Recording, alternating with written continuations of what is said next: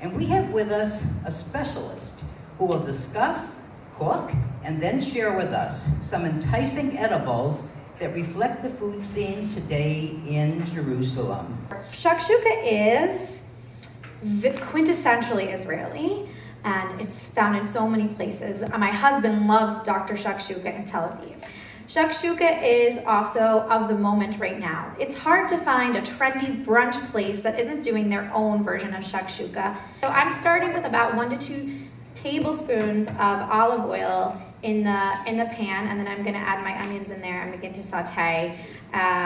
So 1 onion goes in. So right now we have the onion and the garlic. I'm adding to this mix, instead of a more traditional Israeli style shakshuka that would have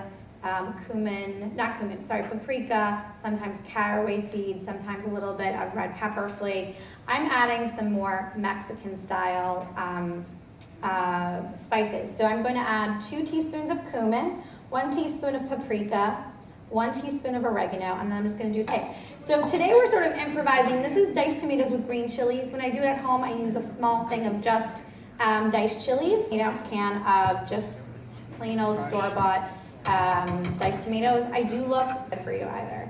So that's my tip. So we're gonna let this cook now, and we're gonna let it try and bring up to a boil.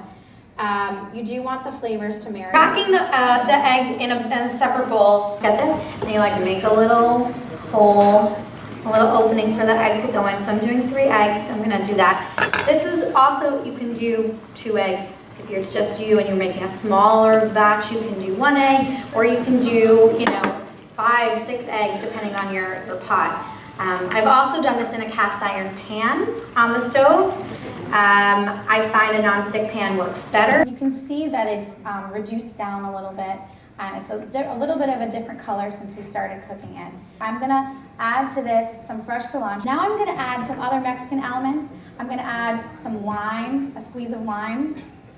I'm gonna add 2 squeezes of lime actually, and then I'm gonna garnish it with some lime, and then I'm going to add the slices of avocado, hopefully sort of beautifully,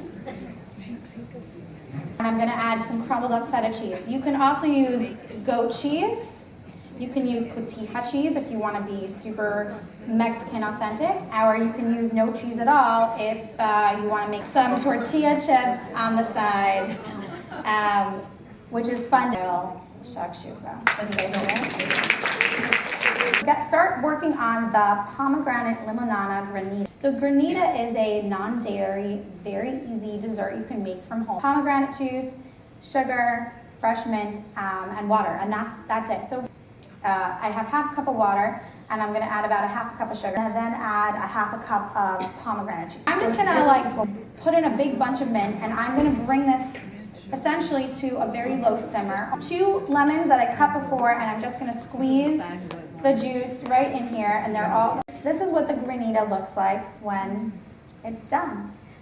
This one will look a little bit more pink when you make it, and you can see it's flaky. It's not smooth like a sorbet, and this is a great summer refreshing dessert. It's non-dairy. You don't need any special equipment to make it. It's parve. It's Passover friendly. I think it's very versatile.